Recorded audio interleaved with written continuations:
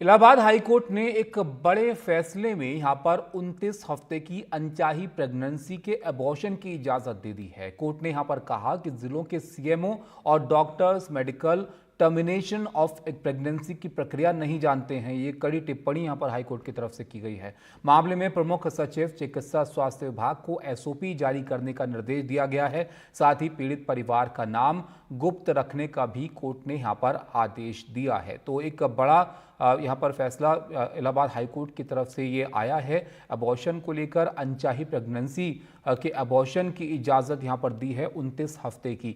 और कोर्ट ने यहाँ पर टिप्पणी भी की है जिस तरह से जो ज़िलों में सीएमओ हैं, डॉक्टर्स हैं, वो इस तरह के मामलों को जो है वो ट्रीट करते हैं। उसको लेकर कोर्ट का ये कहना था कि ज़िलों के सीएमओ और doctors medical termination of pregnancy की प्रक्रिया को नहीं जानते हैं।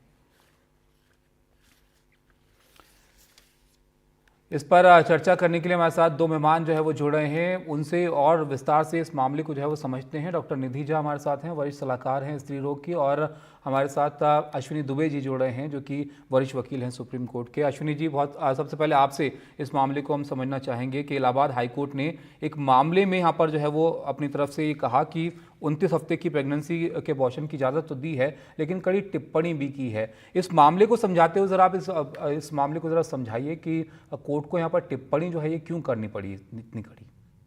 देखिए, बहुत बहुत धन्यवाद ताबिश भाई। इलाहाबाद हाई कोर्ट में जो पिटीशन थी उसमें पीड़िता के परिजनों ने कोर्ट से पिटीशन लगा करके कहा कि जो पीड़िता है वो 29 सप्ताह की गर्भवती है और उसके गर्भपात की इजाजत मांगने पहुंचे थे। अगर आपको याद हो ताबिश भाई, तो अभी कुछ महीनों पहले ही सुप्रीम कोर्ट ने एक 27 सप्ताह के महिला के उसमें अनचाही प्रेगनेंसी थी जिसको सुप्रीम कोर्ट ने अबॉर्ट करने से मना कर दिया था। बोला कि उसको भी जीने का ही अधिकार है, जीने का भी अधिकार है और पिता की संपत्ति में भी अधिकार है।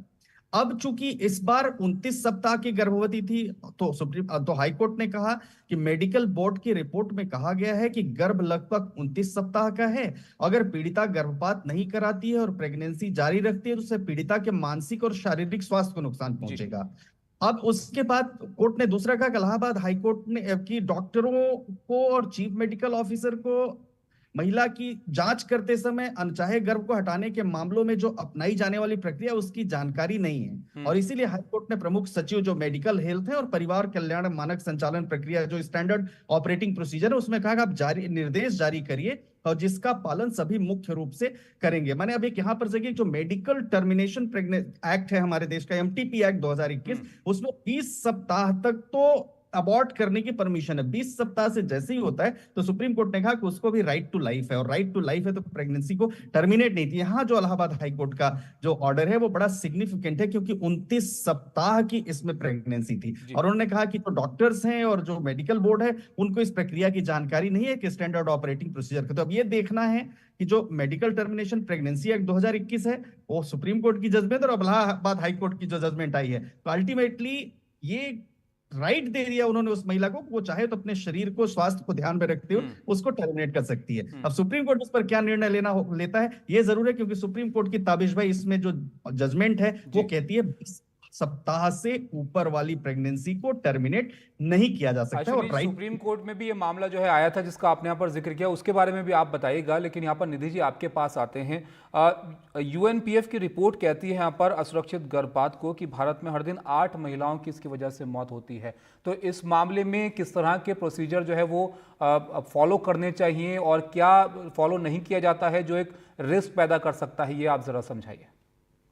देखिए, सबसे पहले जो आपकी गुणवत्ता है, जो आपका आपका टीचिंग स्टैंडर्ड्स है, जो आपको पढ़ाया गया है, तो क्राइटेरिया ये है कि या तो आपके पास कोई डिग्री होनी चाहिए गायनी की, डिप्लोमा की डिग्री होनी चाहिए, या obs gynae degree PG post graduation degree होनी चाहिए, या आपको 6 महीने हाउस सर्जनशिप करना है ऑब्स्टेट्रिक्स एंड गायनेकोलॉजी में, या आप 1 साल तक गायनी डिपार्टमेंट में काम करेंगे, तभी आप एमटीपी कर सकते हैं। जब सेकेंड ट्राइमेस्टर एमटीपी की बात आती है, जो 29 वीक्स की अब बात कर रहे हैं, ये सेकेंड टू थर्ड ट्राइमेस्टर में फॉल करता है। तो ये पूरा डिलीवरी जैसा प्रोसेस है। अगर कोई इस जो हमारे सीएमओ की बात हो रही है, सीएमओ हमेशा गायनी डिपार्टमेंट में पोस्टेड रहे हों और उन्होंने काम किया हो, ये जरूरी नहीं है। इसीलिए सेफ्टी बहुत बहुत ज्यादा जरूरी होती है और गवर्नमेंट, इंडियन गवर्नमेंट इस मामले में बहुत ज्यादा लिबरल है। We are much better then our western counterparts. बाकी देशों से हम काफी बेटर स्थिति में हैं। बस द मेन प्रॉब्लम जो यहाँ है, लोगों को ये नहीं पता है कि medical termination of pregnancy legal है। आप इसके लिए किसी भी सरकारी प्राइवेट अस्पताल में जा सकते हैं। एमटीपी रिकॉग्नाइज्ड सेंटर्स हैं। आप कहीं भी मेडिकल टर्मिनेशन ऑफ प्रेगनेंसी नहीं कर सकते हैं।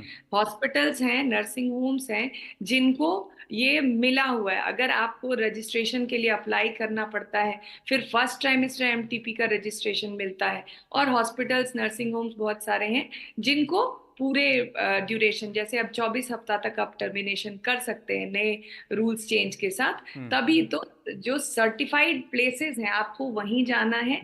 और सबसे पहले जनता में ये बात पता होना कि एमटीपी लीगल है इंडिया में। इसके लिए आपको शादीशुदा होने की जरूरत नहीं है। ये बात भी, जैसे कि लिव इन की बात की इन्होंने, जो अब बहुत कॉमन हो गया है लोगों में।